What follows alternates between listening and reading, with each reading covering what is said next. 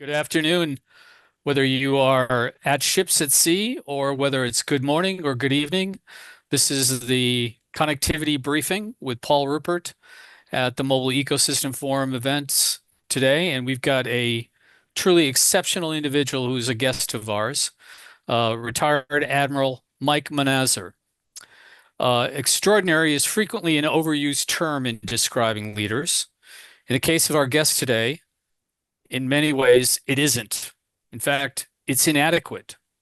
So I'm going to dispense with the usual protocol of the host introducing the guest. And so, Admiral, please introduce yourself and the leadership milestones in your career. Mike, it's truly a great honor to have you here. Shake hands with the audience. Hey, thanks, Paul. I will shake hands with the audience, but I got to tell you, I am in my I love me basement in Annapolis, Maryland. And what's not on my basement, but what's staring me over your right-hand shoulder is one of those cats from Singapore that used to wave at me. And I used to have a couple of those around because they're just fun to have. And so, well, Lucky cats, I yes. know. Originally in Well, Japan, but yes, mine is a little bit more modernized, but yes. That's from my time when I lived in China, believe it or not. oh, there you go. So he's looking over your shoulder, so I'm waving. So it's really great to be here. You and I got to talk the other day, and I think you'd be comfortable if I told you I don't use extraordinary to describe myself. I'm humbled and very honored to be asked to be on here with you. I really honor your career and your service and your insight. But ladies and gentlemen, and good morning, good afternoon, good evening from wherever you are. If you are on a ship at sea, then you're in a place that I was in a lot. I went to the United States Naval Academy, which is about 8 minutes that way. I graduated in 1981. I did a full career in the Navy, 36 years, retired as a two-star. I got to do such fun stuff. I got to fly F-14s, one over there. I got to fly F-18s as a hobby later on because the F-14s have been decommissioned. And when I got done with my F-14 squadron, I went into Navy nuclear power, and I went through that pipeline to learn how to drive a nuclear-powered warship. I commanded the USS Nimitz, which was a supply ship on the way to commanding USS Sacramento supply ship on the way to commanding USS Nimitz from '07 to '09. I did a couple of stints in the Pentagon, 5 total tours, and I tell people it's non-voluntary because nobody volunteers to go there, but it's important that you do. And they send me to sea, send me to the Pentagon, send me to sea. My last 4 years in the Navy culminated in 2017. I was in the Pentagon as the Director of Air Warfare, recommending the Chief of Naval Operations what to buy for naval aviation. And then I went up a level and I was essentially the coordinator for all warfare in the Navy, recommending Chief of Naval Operations what to buy across the Navy. And so the current discussions about number of ships and all those kind of things, I was incredibly immersed in that from 2013 to 2017. When I retired in 2017, I walked across the parking lot in Washington, D.C., went to work for the Boeing company, primarily as a liaison between the U.S. Navy and Boeing. And then I also worked in the businesses, both in digital analytics and the supply side or the services side, and then the defense side when I was doing strategy and business development. Um, I guess I decided I needed to do something different. And in January of this year, so a mere 3 months ago, I joined a startup called Hadrian Automation because I was taken by the founder. His name is Chris Power, the founder's idea of reindustrializing America. And so I work for Hadrian, which builds highly automated factories, and we are reindustrializing America, starting in the shipbuilding space. And I'm the person who's leading the federal business to go do that. So he hired me to use my background and expertise to take that capability to the Department of Defense. So as I sit with you today, I've been in the Navy for 36 years, Boeing for 7 years, and now I'm in a startup, and and I still don't know what I'm doing, but I'm happy to be here. Paul, thanks so much. Well, it's a tremendous arc of your career as well as the experience, where you've been essentially the co-pilot or of sorts in a two-man cockpit, which are pretty tight from those days in the F-14 era, to overseeing 10,000 sailors Mhm. across an aircraft carrier, tenders, two submarines, frigates, cruisers. I'm not sure what the differences between the two are, but they're warships. And you were commander of a national asset and resource, which was one of the reasons. Oh, you forgot that you're also an author. in Yeah. all this, Yeah. Well, which we're is how I exactly. came across you. Yeah. Exactly. How Yeah. to That book lead right to there. win. So Mhm. again, thank you very much for spending time with us this morning. Let's start off by anchoring our conversation with a philosophical inquiry on leadership. Leadership isn't static, obviously, as you just reflected. It's a moving target. We each cross different terrains in a leadership voyage. Sometimes it's kinetic warfare. Sometimes it's organizational strategy. Sometimes it's innovation. The question I keep coming back to as a student of leadership through the course of my career is there a universal truth in leadership? Is there a leadership North Star in your view? Yeah, thanks. And I did, ladies and gentlemen, I did write that book called Learn How to Lead to Win. It's 33 stories of my time in the Navy and how I learned how to lead. And so I was not intending to use that question with Pulse to introduce the book, but the point is that when I learned to lead, I figured out my universal truth in leadership is you're leading from your heart and you're leading understanding that every human being in the world, no matter where they are, Arturo's in Brazil, and actually Paul and I are fairly close together, the East Coast of the United States, military members, people in a commercial company like Boeing, startup people, 20-year-olds, 40-year-olds, 60-year-olds, everybody, including the boss, wants to feel valued and they want to feel part of something bigger than themselves. Those two things. And so, what I've recognized over this long period of time in leading people from that fighter squadron of 350 people, or before that as a peer leader, leadership's about influence. And you want people as a leader, you want people to go the direction that you recommend we go, or go after and do a project in the manner you recommend we go. And we can talk about the whys, the what's in the house later on, but it's about relationships and it's about leading without a title. And so when I describe the arc of my career to you with Paul's nice invitation to do my own bio, I'm a squadron commanding officer. I'm a ship executive officer. I'm a captain of two ships. Then I'm a captain, of a supply ship, then a carrier. Then I'm a striker commander and I'm an admiral. I'm also so I have a lot of titles. You can lead with your title. I'm vice president. And so many of you watching and listening to us today, you have titles.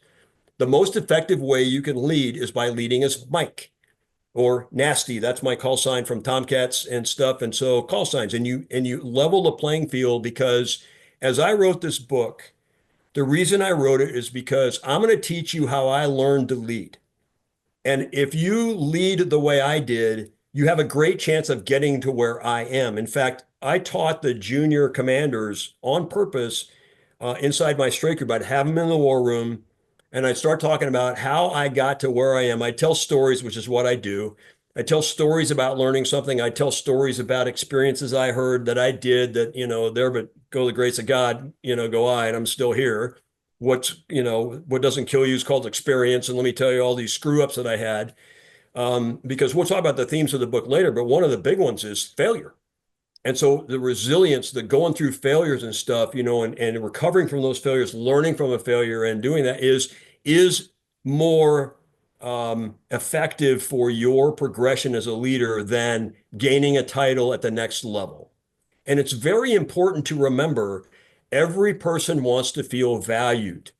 And so you use a lot of empathy, you use a lot of caring, you use a lot of curiosity to be able to reach somebody at the heart level. They know what your level is. They know if you're a vice president. They know if you're an admiral. They know if you're a manager. But how cool are you to talk to? How did you make them feel? That quote about, people know how much you care. And then you describe why the thing we're doing together is so important. The mission of the Navy, the mission of the aircraft carrier. When I would talk to them about where we were doing and where we were going and what we were doing on Nimitz, we're part of this. You got U.S. Navy on your chest right here. Boeing is an iconic company. And sometimes you get buried in the day-to-day in there. And of course, all the things that we've read about in the news that, make it like not so cool. But hey, look what we do. And so you have to remind people that what they're doing is worthwhile. There's a purpose to it. But the secret sauce is the connection of heart to heart. and being a good person. Because the higher, and this is the last point, and I'll stop droning on, Paul, the higher you are in the hierarchy, the larger the gradient between the person you're talking to and you, especially when you're very senior, gets to be a very powerful connection tool. Because somebody will go, they'll call their wife or their husband and go, honey, the CEO talked to me today. The CEO, he said hi. He doesn't have to know who I am. I mean, when I was on the carrier, people want to take pictures with me all the time. Hey, Kevin, take a picture with you, and I go, sure. It's like a zoo animal, like here's the zebra. Let's take a picture with the zebra. They want to be close to you because you are an authority figure. Right. And what's really great is if you're an approachable, authentic authority figure, you will connect with them. That Yeah. I think is the universal thing that I've learned over the years.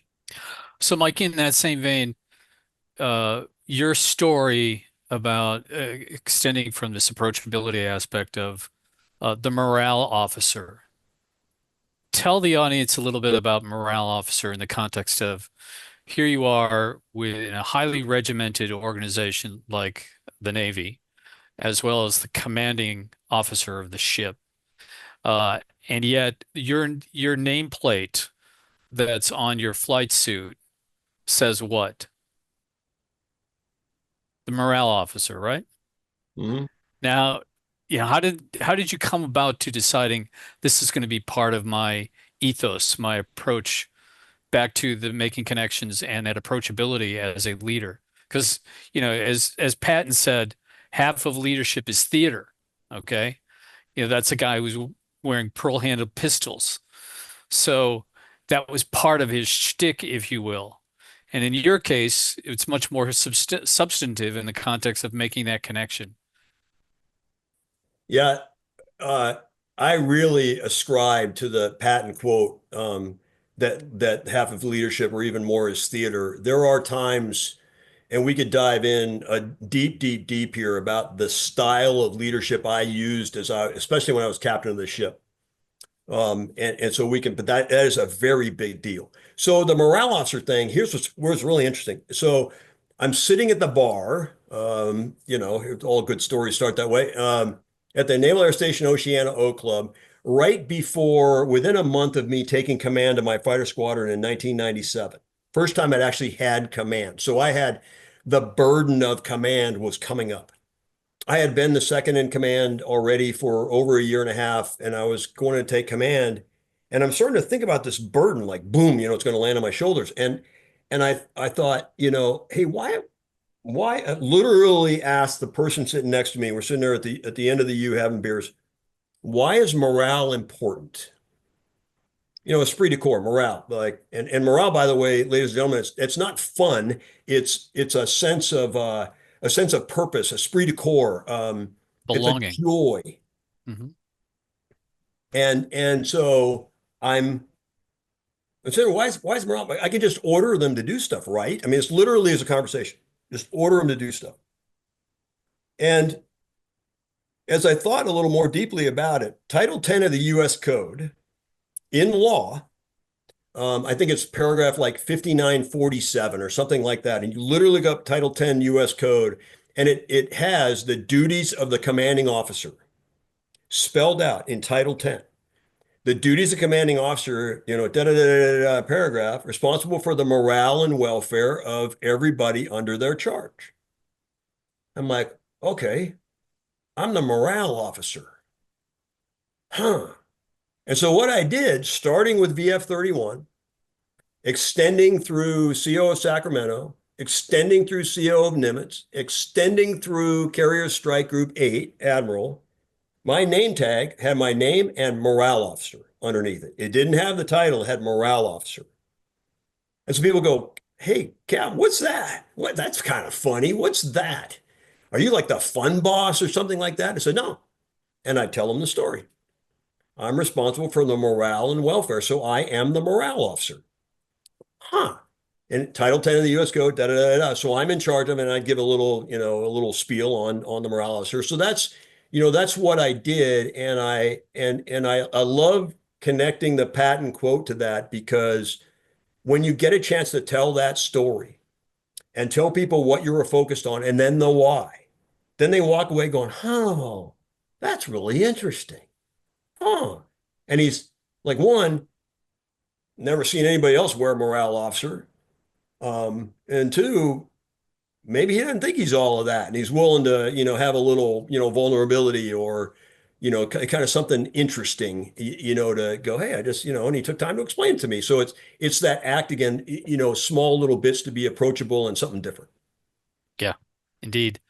So on this journey of these milestones of leadership activities, um, what was your leadership epiphany moment? And what I mean by that is from the cockpit to commanding a carrier strike force, when was the moment you realized leadership just wasn't what you did, but who you were becoming? What I would characterize as to when did you recognize that leadership was a repeating choice of yours, whether early on in your career in the academy, in all those various activities, or as you moved into your leadership role in a F-14 squadron, or where was that epiphany moment?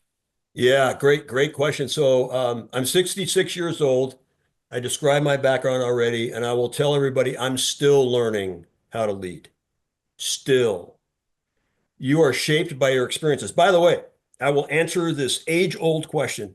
Leaders are not born, they are made. Leaders are not born, they are made. Now, every human is born with a certain style, characteristics, the way they act, the way they're shaped, their environment as they grow up shapes them, but they have personality characteristics. I learned how to lead as Mike Manazir, starting from when I was born all the way through these shaping experiences, which do include the Naval Academy, as described in the first chapter, first couple of chapters of that book back there. I learned how to follow at the Naval Academy, and so you learn the whole way. My epiphany moment was actually delegation. It was delegation. So I am a Type A frickin' fighter pilot. And if I'm sitting in a room and we're in a meeting and the boss is at the head of the table and asks a question, Mike Manazir allows about 5 seconds to go by where nobody says anything, and I'm going to talk. And so I'm working on listening. That's what I'm working on. So if we get to a question, what are you still working on? I'm working on listening. I shoot from the hip very accurately now because one, I'm nuclear power trained, and I know I shoot from the hip, so I've just gotten better at shooting from the hip. But I try not to shoot myself in the foot first. But I learned a lot, and I can what happened through my F-14 career, Paul, is they give you all of the tools and experiences to be the commanding officer. And so I had all of these tours and specific learning experiences, both on the ground and in the airplane, in order to be a CO. So when I got to be the CO of a fighter squadron, VF-31 in 1997 and 1998, I knew how to do everybody's job. And pause there for a moment. VF-31, what's the nickname? Yeah, Tomcatters, Okay. but Tomcatters. There we Tomcatters, go. yeah. But Felix the cat carrying a Yep. bomb, and I can see there's a model that way that's not on the camera, but Indeed, on the helmet right yeah. behind you. Oh Yeah. yeah, yeah. There we go. There's Felix right there. Yeah, Yeah. yeah. We're Thanks for dating ourselves, Mike. yeah. Flying jets, not the World War I airplanes where where they were Stop with camels or whatever. Right. yeah, yes, yes. So um, anyway, I could do all the jobs. So I command the squadron. I learn how to, I know how to run the squadron, but I kind of knew how to do, everybody's job. I let them do it. It was really fun being commanding officer. And you want to, that's where I started to learn how to empower other people. I was surrounded by very, very good officers who did their jobs. And then based on my experience, I could help them do their jobs better. I allowed the executive officer to lead down and in, and I kind of led up and out as a squadron commander, and I allowed decisions at their level. And I really pushed that very, very hard. I believe totally in what Nimitz said. Admiral Nimitz was, of course, leader of the Pacific Fleet during World War II, but he only made decisions that he needed to make at his level. I think this is a very important point. If you are down and in making decisions down here somewhere, people will abrogate decisions to you. They won't be at their top. So you decide this is what I as the skipper can do up here. Everything else go ahead. If you have a problem, come ask me. You know my intent. I'm giving guidance all the time. You know where I want to go. Go ahead and support. And again, we can go deeper into that thing too. But I got out of that squadron. I went back to the Pentagon for my second of 5 tours, and I got selected for Navy nuclear power. And I went into Navy nuclear power school. I was a year and a half in school. It was very, very hard. Got done, Hold on for one thankfully. moment there. So back to the leadership and the dynamics of what you're facing at certain options and deciding that leadership is going to be a repeating sequence for you. Mm. As I read in your book, you did not want to go to nuclear power school. No. Which, let's be very clear here. We were discussing this right before we went live. What is more, have there been more people who've walked on the face of the moon, or have there been more people who've been commanders of a nuclear ship? So we did our research together. So 7 naval aviators out of 12 astronauts who walked on the moon were naval aviators. But there are more people who have been in space than there have been carrier COs, nuclear powered Yeah. aircraft carrier This is a COs. very elite group of people, not just recently, but going all the way back to the inception with Rickover, which would have been in the 1950s or so, 1960s, Mhm. right? Yep. Yeah, Yeah. I would also agree that it's elite, but I wouldn't ascribe to the term elite as in, you know, like, oh my gosh, separated, like on it's a plateau or something, right? correct, not on a plateau. But in order to get into the path, you have to pass nuclear power school, which is really hard. And you're right. I didn't want to go.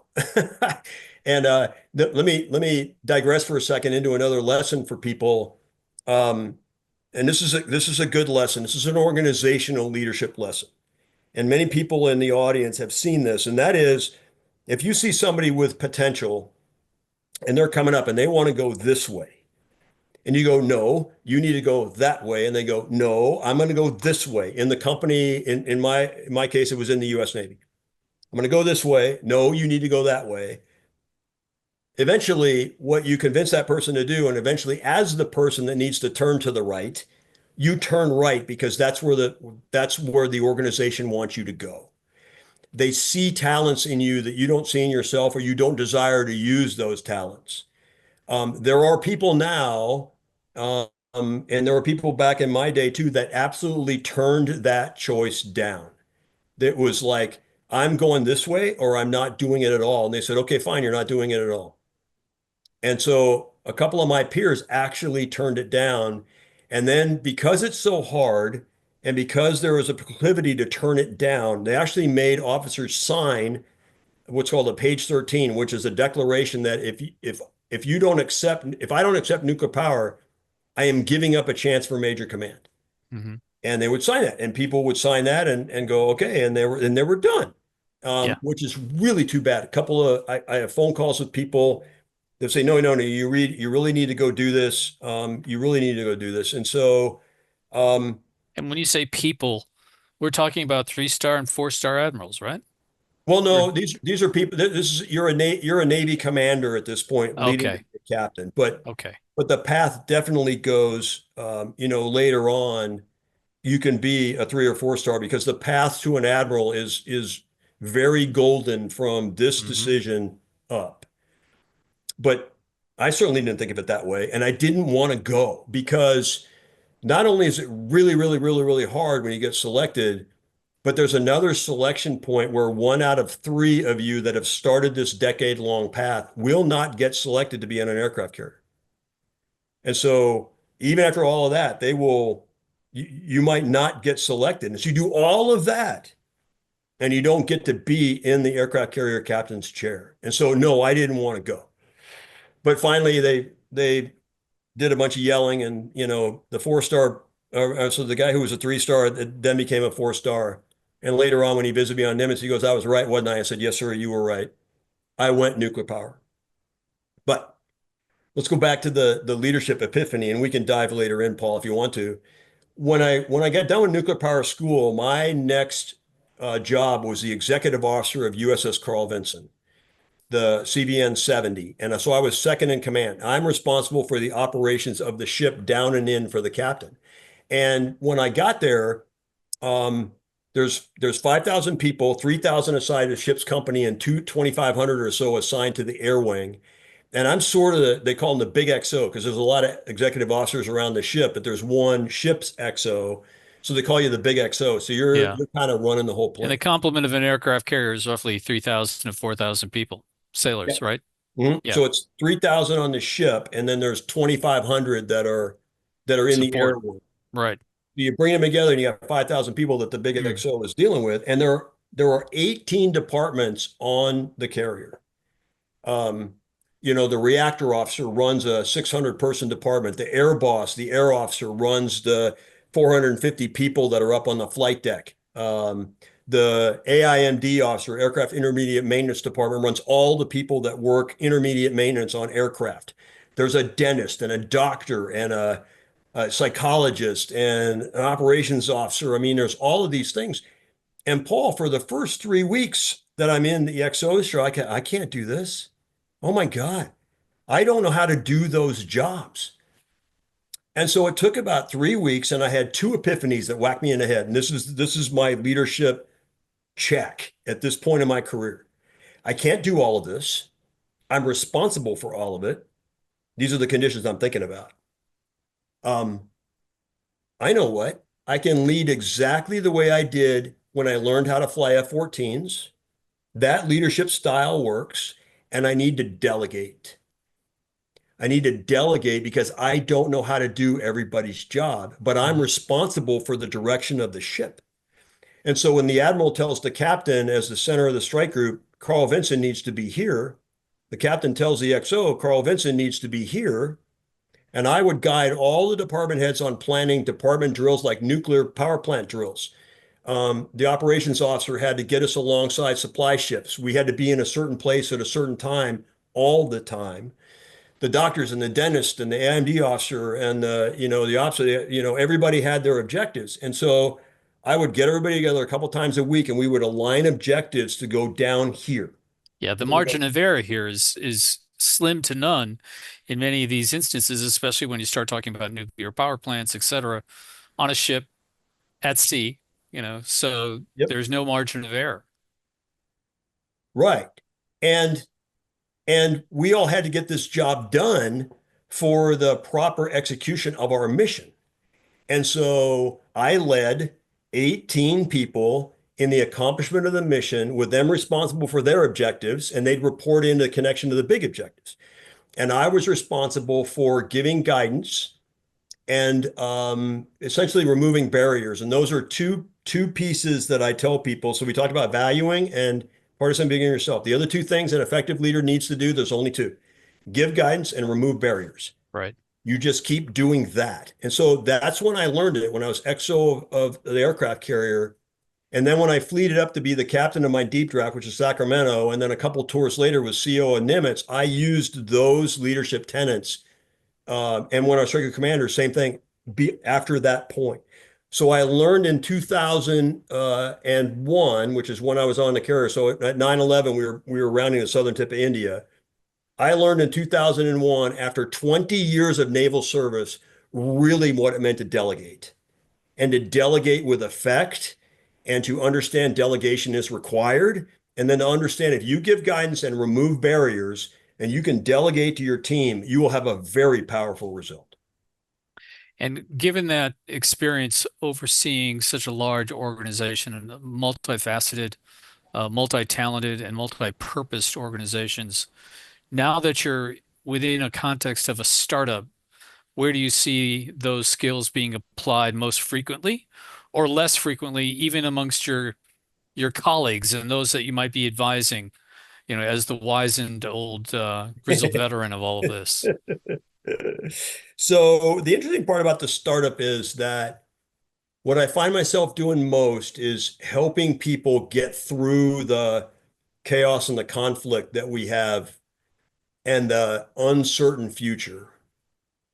I am reaching everybody and working on that value and part of something bigger than themselves, talking about how Hadrian is going to benefit the United States and how we're going to partner with these big companies.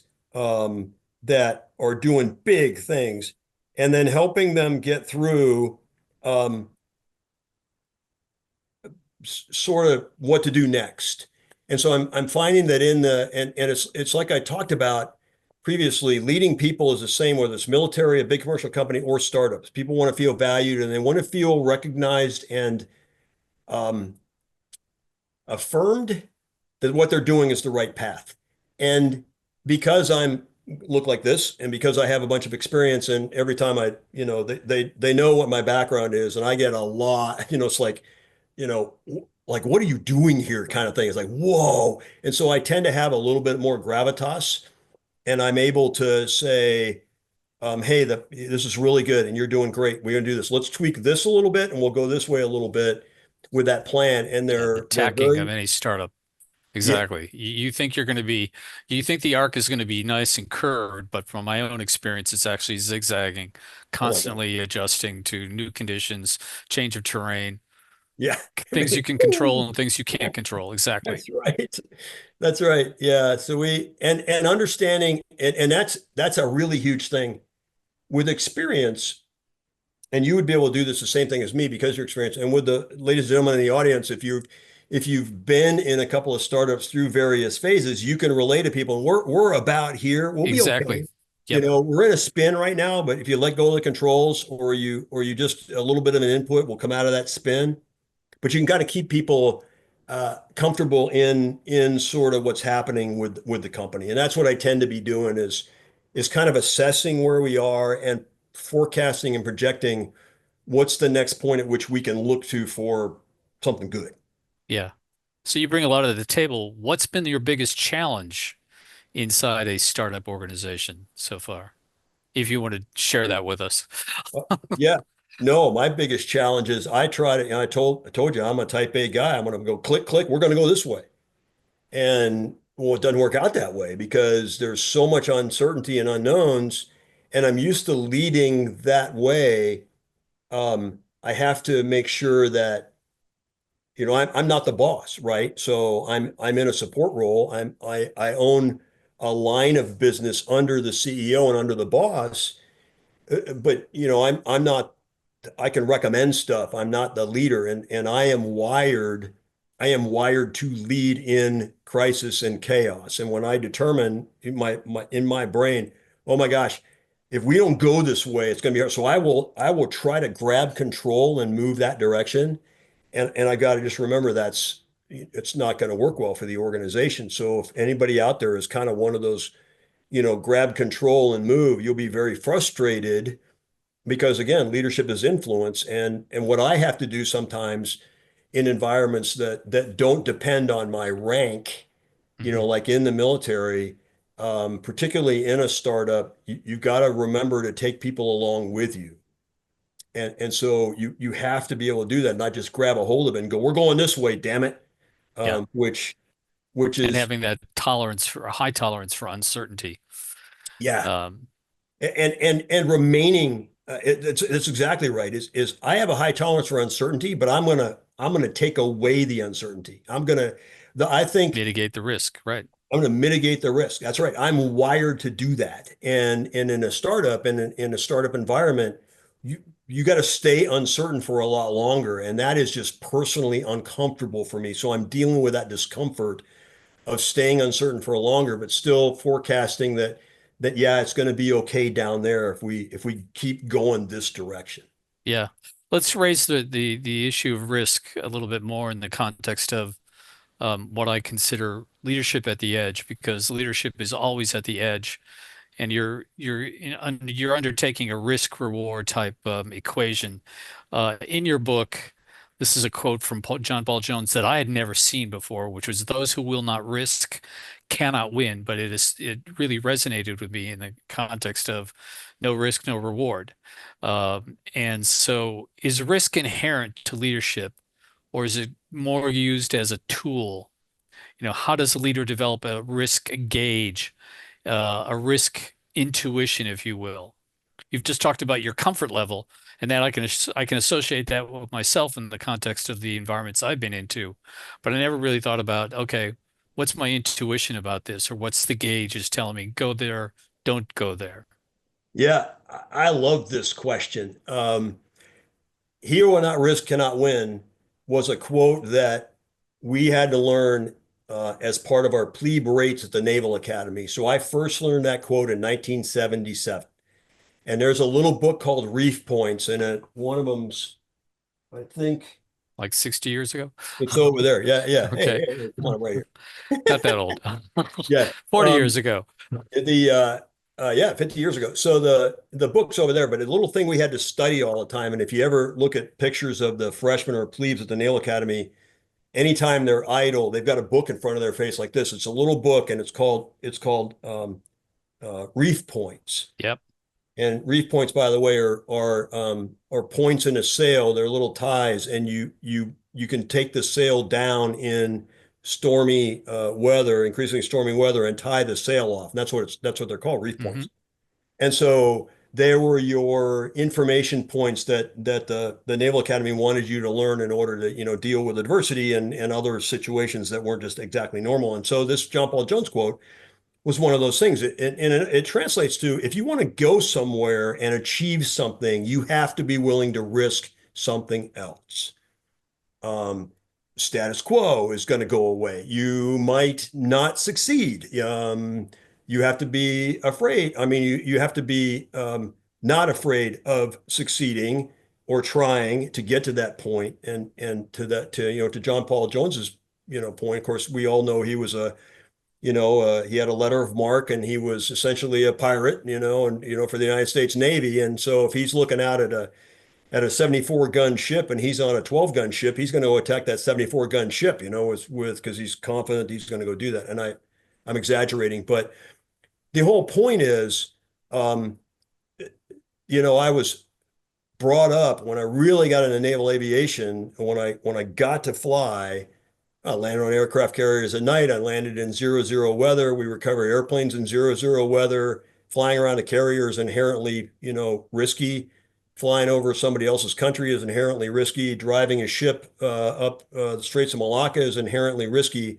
But you go do that to accomplish the mission. And so I'm wired to assess risk because I want to get to the other side of that. And then you don't just blindly jump off a cliff, or you don't just jump out of an airplane. You go, yep, I'm going to jump out of this airplane. I could die. Um, I'm gonna, help myself here because I'm gonna strap on a parachute. I'm going to make sure the parachute is done right. Maybe somebody checks it. I'm going to make sure I'm at an altitude that I can open that parachute. I'm going to make sure that I know my procedures and stuff. So I'm mitigating all that risk to keep from dying. And again, another extreme example, but whenever we would do things like any sort of a risky evolution on the ship, let's say either pulling into port where there's a risk of colliding with other ships or something else, or a risk of grounding the ship, we'd always have a brief. And if you're going to do an underway replenishment 160 feet apart from another ship and you're going to take supplies, we'd always do a brief. And the last part of the brief is risk assessment. And it would be things like everybody's trained, everybody's rested, everybody's going to be hydrated. We're going to drive the ship this way. We have a plan. If you're going into Your port, checklist. we have a Is there checklist. a metric at the end of the day? There's some index at the end of your consideration for all these as to, Yeah, yeah, yeah, bad things don't happen. yeah. Okay. And then what you do, and this is the most important part, and a lot of organizations don't get this. You do the brief, okay, good. Then you do a debrief, Hmm. and you debrief, how did we do? And every evolution like that, whether it's taking off and flying an airplane off a carrier or land, all the services do this, or whether we did that under replenishment or we pulled into port, even pulling into port with our families standing on the pier. I'd gather the entire bridge team. The first lieutenant would come up. Families are still standing on the pier. And while we're shutting down the reactors, we'd have a debrief on how we did getting into port. What mistakes did we make? Obviously, we didn't run into anything. Okay, good.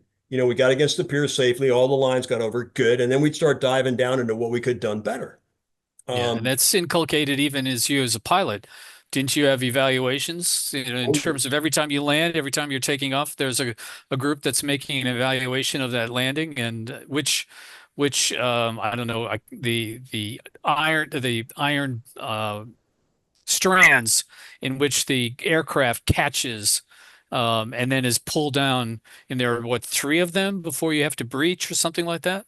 Yeah, so there's four wires There are on most four. carriers, and then there's three wires on the Ford class carriers. Actually, the Reagan and above, 76, 77, and then above have three wires because you're getting pretty good with the systems at landing. But yeah, when you land on an aircraft carrier and catch one of those arresting wires, you get graded for every one of those approaches.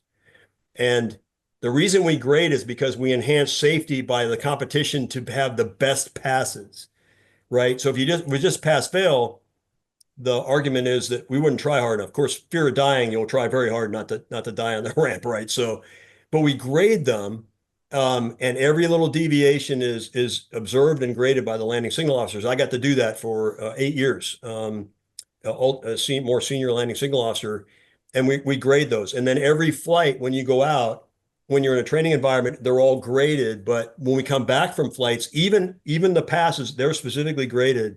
But every flight we come back on, the flight lead will then lead a debrief where you assess how well everybody did, including yourself, by the way. And that's where you learn that, here are the risks to successful mission. So we used to have, Paul, we would break it up to in tactical situations, risk to mission and risk to persons. So you can assess risk to persons, which would be, hey, we're not going over that wall, but we can't do our mission if we don't go over that wall. So how are we going to mitigate the risk to persons, like somebody shooting at the other side of that Mhm. wall? Because our mission needs to be accomplished by going over that wall. So we would even break it down into that. Yeah, you just characterize in a broad stroke the high level of performance that's required of the members of the team as well as the leader of the team. And that feedback, that going back and forth, going back to your original comment relative to trust, approachability, and let's just call it the operational leadership style. Um, in that same vein, in your forward was written by an Air Force general, Mhm. a highly respected woman officer who you characterized it was a formidable policy adversary in the puzzle palace of the Pentagon. That's a notable choice for forward in your book, in the context of, do you think that leadership maxims truly equally applicable, or does the advice shift with context? And how does gender and mentorship change for leaders in all the scenarios, whether it's male mentoring female, female mentoring male, male mentoring male, female mentoring female? In my estimation, my experience, and the way that I conduct myself, none of that matters when you're talking points of leadership. Um, Age, gender, background, none of that matters when, and hang on a second, ladies and gentlemen, I will caveat this. None of that matters when you're talking about the precepts and the concepts of leadership. What happens when you're talking about age and gender and background is you've got to realize as a leader that everybody has a different perspective and they have a different background and they are experiencing things in life that I, as a 66-year-old white man currently, and as a 40-year-old white male, before, and I'm sitting in the Pentagon next to similar aged General Lori, who I love to death. And that's why I asked her to do the forward, sitting next to her, leading together. But our experiences in career and life are not the same. Yet we still ascribe to the same leadership tenets. And when she was a formidable policy adversary because she didn't agree with aircraft carriers as Yeah. an Air Force general officer. And uniquely, the Air Force and the Navy have this strategic clash, which has gone on since the 1950s, about the power of aircraft carriers to carry airplanes that then do business over the horizon against long-range bombers from the United States that do the same business over the horizon. And we've had the strategic argument for decades. What it's really about, it's money. It's DoD budget money. Resources. That's right. Yep, it's resources. And if the Navy claims all the resources because we need our carrier decks funded so we can have all the airplanes coming off there, where the Air Force is going to hang on a second. You don't need those $13 billion, carriers with all those airplanes. We can do that from here. And so Lori and I were the representatives I represented the Navy in the Office of Secretary of Defense meetings, and she represented the Air Force, and we sat next to each other because we liked each other. And we would argue like, you know, the coyote and the wolf and a roadrunner when they go fight, they clock in, hey, Ralph, hey, Right. Fred, those guys. And we used to joke about that. It's like, okay, we clock out, give each other a huge hug and then walk away. But we were clashing policy wise. But to your critical point, and I want people to understand this, the tenets of leadership and influence are not different because a man is talking to a woman. And we need to eradicate that. When you are advising a woman, on how to lead, you've got to take into account what kind of person they are, just like a man. You've got to take into account what kind of background and perspective they have, just like a man. It could be a white man, a black woman, a white woman. You just got to take into account, be curious and caring and empathetic about the background and perspective, understand where barriers might be different than yours as you grew up, but you share the same leadership experiences and views on influence. It's just understanding that people grow up in work a different way. And I think that's what's really, really, really important. And I hope that made sense, Paul. Absolutely. Yeah, no, it's consistent also in the comments from your book as I recall. That's why I asked the question. Um, and I guess continuing on in that theme, the institution of the Naval Academy provides those types of leadership activities for everyone, not provides, requires those types of initiatives. Mm-hmm. And I believe you also had a comment in your book that one of your squad mates was a woman and you guys rotate the leadership of the squad, right? So why don't you talk about that in the context of how this is how the foundations of leadership are established, especially within an institution like the military, or more specifically, the United States Navy. Yeah, so the woman you're referring to in my book, her name at the time was Noreen McQuaid. Her name now is Noreen Leahy. We are still extremely close, even this almost 50 years on, since 1977. And a lot of the strength of a team in this situation is forged because you're in the same crucible together and you have to depend on each other. Noreen was the only woman in our class, the only woman. Class of And this was the 1981. second year that women were Yep, allowed to were accepted into the service academies, right? that's correct. The Yeah, class of 1981 was the second year. The class of 1980 was the first. And so there was a very real awareness of the ceilings that these women were breaking as they went through their experience. So Noreen McQuaid had way different barriers in the same experience of the Naval Academy experience than I did, right? And so ultimately in our senior year, she qualified and was selected to be the company commander who owned our entire 120 person company for one semester, and I was the company commander for the other semester. And then there was a competition to see who was going to be the company commander for the end of the year, which is the one, was deemed to be like the best one. And I was hoping she would get selected to do that. I ultimately got selected to do that, but I really wanted her to get it because she overcame a lot of barriers than I did. sure. But we shared a lot of those experiences. And of course, her experience coming up through and then into the Navy, and then ultimately she transitioned from the Navy a lot earlier than me and got into public schools. And she retired as a superintendent up in the Northeast and is still working in public schools. And so very successful person. Hmm. And she actually had me on with a group like this, on with a group that she's teaching in leadership in academics. And Noreen and my views of leadership that works, styles of leadership that works, are absolutely identical. And so we can talk about what we would recommend for leadership. We would totally agree with each other. But I'll tell you right now that her experiences in leading don't even come close to mirroring mine. They're just vastly different.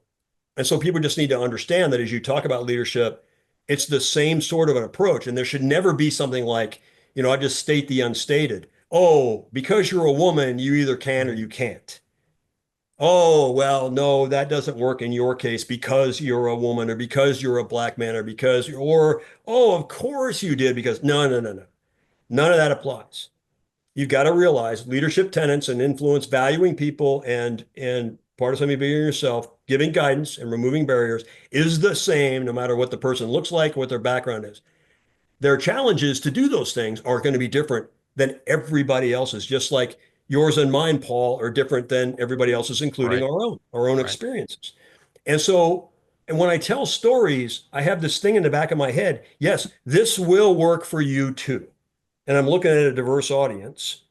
And these things that I have learned, they're about valuing people and part of something bigger than yourself. They will work for everybody in my experience because every human being wants to da da da da da. Yeah. We're getting close to the end of our conversation here. I've got a question from a member of the audience who happens to be a military spouse. Are the core principles of leadership, like trust, accountability, and mission focus, truly universal across domains, or do they need to be adapted to fit the culture and cadence of each environment? Trust is foundational, no matter what you're doing. So put mission aside for a second. You've got to trust the people you're working with. You've got to establish trust through establishing a human connection. You establish that human connection by being authentic, vulnerable, empathetic, and caring. And you have to demonstrate to people that you care about them, you care about their future, and you care about what they're doing every day for your organization, no matter where you are in the organization. When you get to the point where you don't want to disappoint them, they don't want to disappoint you, you are trusting each other at an unconscious level, or I should say a subconscious level. That cliche about I'd follow that person through fire, where does that come from? It comes from trust. When you establish that trust through authenticity, vulnerability, approachability, now you can look at how do we accomplish the mission? Because when you establish that trust in a group of people, if you watch any kind of a movie that shows team building, and it's a football team or any movie out there that shows how people don't like each other first, and then the coach does something with the team, and they all get together, and then they like win the big game. That's what this is. And so when you go and you're trying to put a team together, you got to establish the trust first. And by the way, you want to establish that trust early before any crisis happens, because you don't want to do is establish trust during Mhm. crisis because it's just too hard, right? So you get all that trust done here, then mission accomplishment comes later on. And so whether it's mission, like a military mission, or whether it's just what are we going to get done today to get that bazaar, community bazaar set up for the annual 25th annual, community, whatever it is, community days in your small town. We're going to set this thing up, get a bunch of people together. We're going to trust each other, have a good job, have a good time doing this. Leader sets the course, and we're going to get our thing done. So whatever the purpose is, that's like that North Star that you said the very first frame of our show. Well, I stole that from your book, sir. Yeah, well, it's a goal.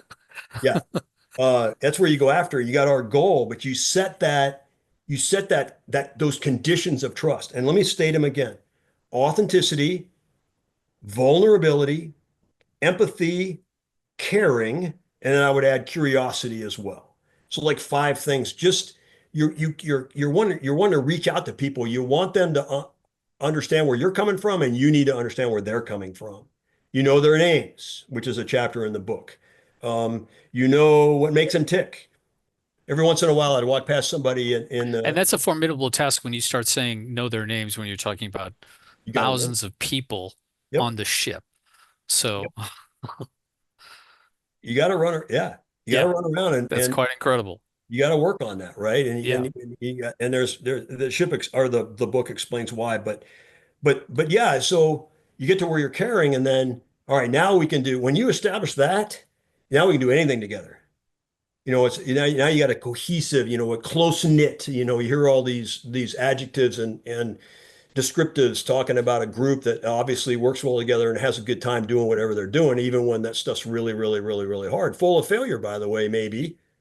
And the team, continues to work through the failure and gets resilient just every day they work. Hmm.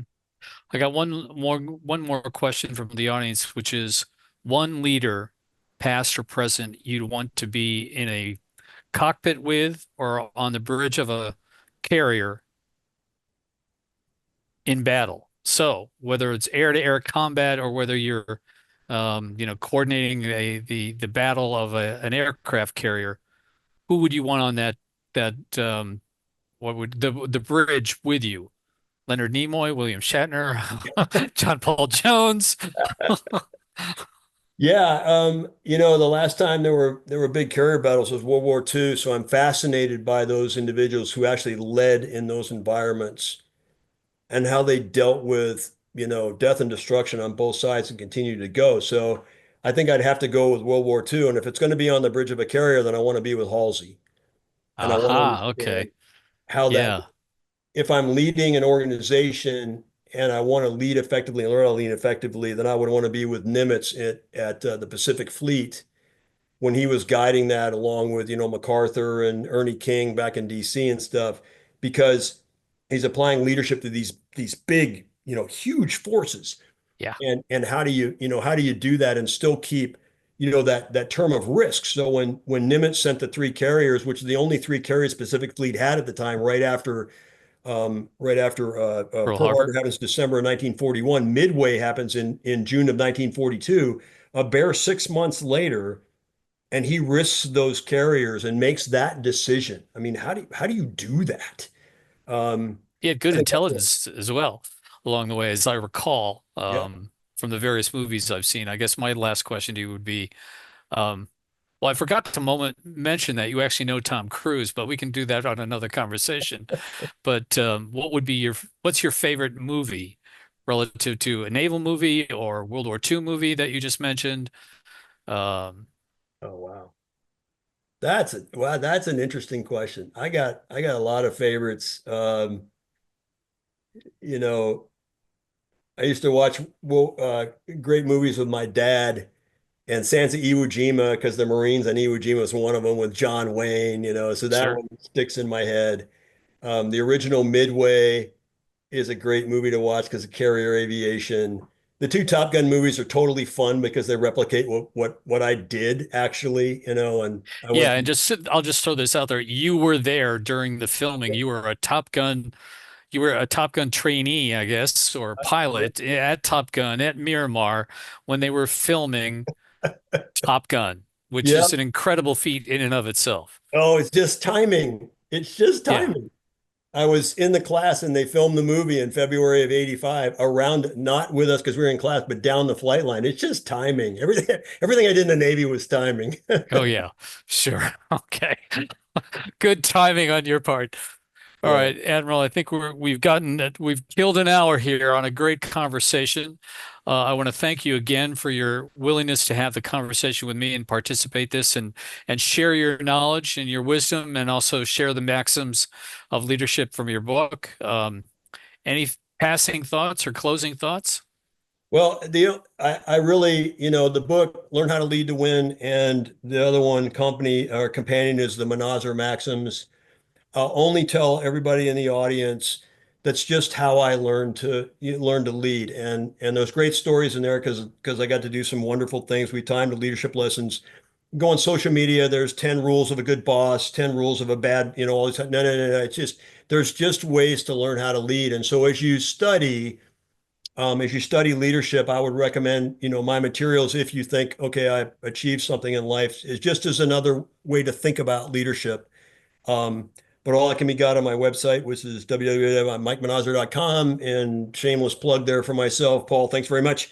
But just remember to be authentic, lead from your heart, not with your title. Remember to value everybody and remember to remind them they're part of something bigger than themselves, and you will achieve what it is you want to achieve.